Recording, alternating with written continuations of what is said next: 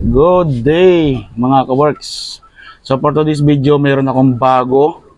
So 2024 na ngayon, kaya meron akong bagong design ng tambutso. Pero kakaiba ito guys. Sa ngayon, prototype lang muna siya. Hindi pa siya talagang perfect na perfect, pero yun guys, nagawa ko siya guys.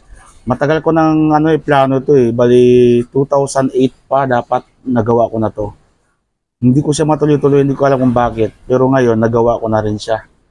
So, yung tambutso na to guys, hindi siya pangkaraniwan lang na pipe. Open pipe siya. Ayan, malaki yung butas. Papakita ko sa inyo mamaya. Pero, ano siya? Dual. So, ito guys ay dual pipe. Open pipe siya, pero stock pipe din siya. So, dalawa, nandito na lahat. Kung gusto mo ng open pipe, gusto mo ng stock pipe, nandito siya lahat sa tambutso na to.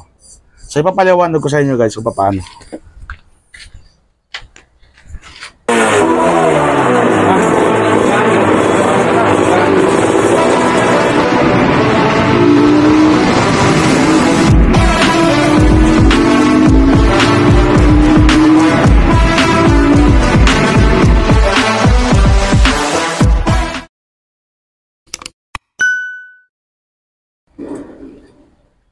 So ito siya guys, siya ay open pipe. Ayan, makikita nyo ang laki ng butas. Pero, ganito siya. Ayan, mayroon siyang switch. So ito guys, yung switch na ginawa ko ay improvise ko lang kasi wala pa akong mahanap na switch na maganda. Pero okay naman siya. Ayan yung switch. Ayan. Yan, open pipe. Tapos yan, stock pipe. So para hindi kayo maguluhan guys, paanda rin natin. So ayan, naka-stock pipe siya guys. Ayan, naka-switch siya, nakasarado siya. So paanda rin natin siya. So ayan guys, kung maririnig nyo, stock pipe yung tunog. Stock na stock talaga yung tunog niya. Ayan o. I-revolution natin.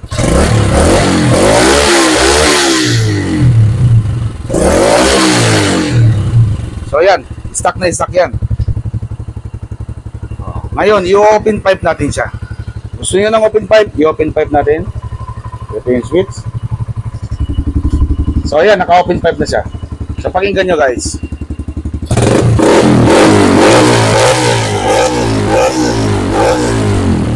O, diba? Ang laki ng pagkakaiba. So ayan, naka-open pipe na siya ngayon guys. O, diba? So, isa pa ditong maganda sa ano na to. Tingin ko lang, hindi ko pa rin naman nasubukan. So guys, ito ay prototype pa lang. So, pwedeng ilagay mo lang siya bandang gitna. Depende sa ingay na gusto mo. Depende sa lakas na gusto mo. Pwedeng 3/4 lang. O pwedeng open talaga. Yan, malakas na malakas. Pwedeng saradong-sarado. Ayun, stock talaga ang tunog niya guys. Hindi siya, kung iisipin nyo guys, na baka sakal siya pag naka-stock, hindi po siya sakal. Ipapaliwanag ko sa inyo mamaya kung bakit hindi siya sakal. So dito guys yung switch sa kabila. So ayan. Yan lang, simple lang yung mechanism niya. Ayan, may spring, may cable, at saka ito yung kanyang arm, ito yung gumagalaw. Yan. Yan ang naghihila. So yan lang yung mechanism niya guys. Pero dito yan siya nakakabit sa may gilid. Hindi siya sa may tubo talaga sa labas. Sa tubo rin siya pero nasa loob. So guys, ito papaliwanag ko sa inyo kung bakit hindi sakal.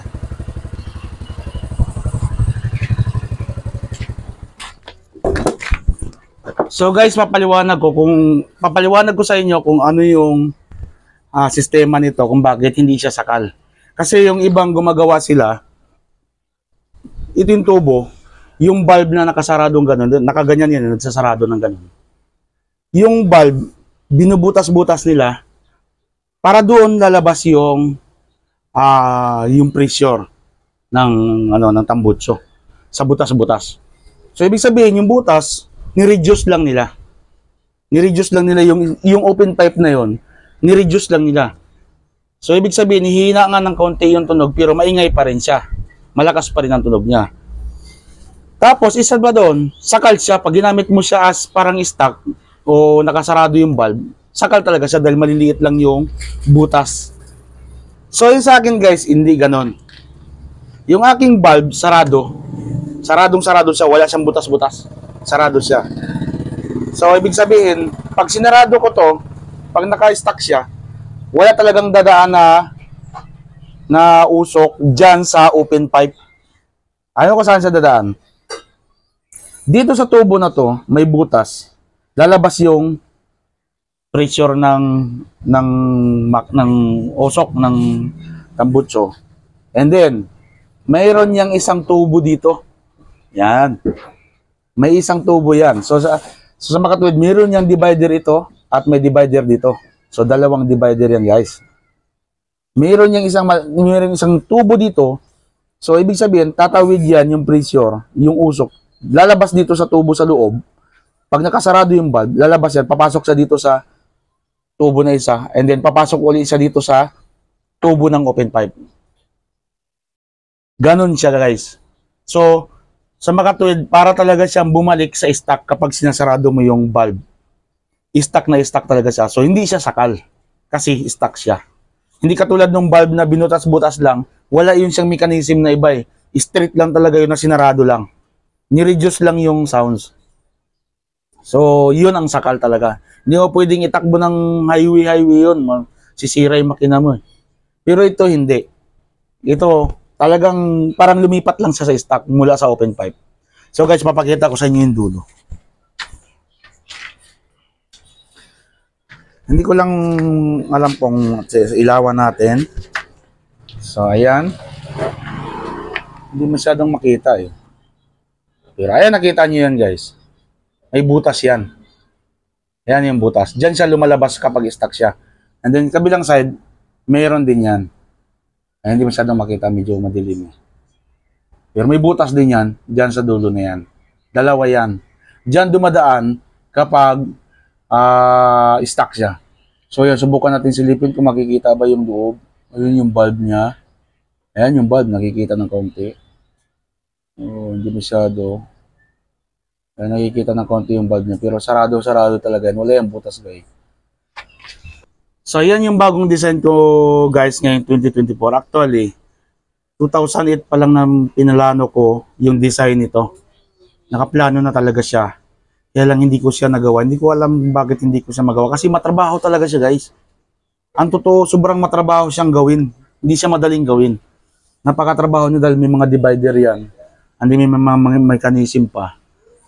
So, mahirap na mahirap talaga siyang buuin. Napakahirap.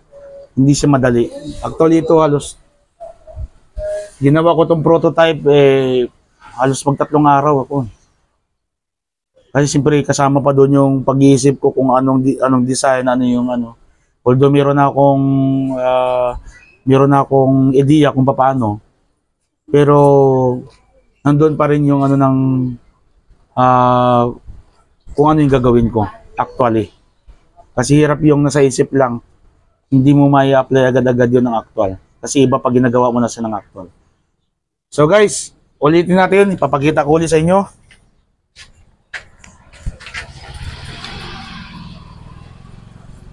So ipapakita ko ulit sa inyo guys yung function o yung under nito. On tayo ulit. Ayan. So ayan guys, naka-stack siya. Nakababa siya doon. Naka-stack siya. So yan palang switch guys, ano yan, yung sa clutch lever ng hindi ko pang Honda pero hindi ko alam kung anong Honda. Basta clutch lever yan, minodify ko na lang yan para magamit ko. Ito brake lever naman to. Kinonvert ko na lang. So hindi pa yan ganun ka perfect ngayon. Pero darating ang araw magiging perfect din yan. So, kasi prototype pa to guys. So ayan, naka-stack siya guys. Paandarin natin ulit. So ayan, pakinggan ninyo.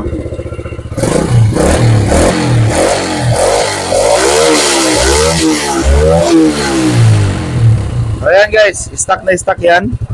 At i-open natin ulit. So ayan. Ayan, open pipe na siya.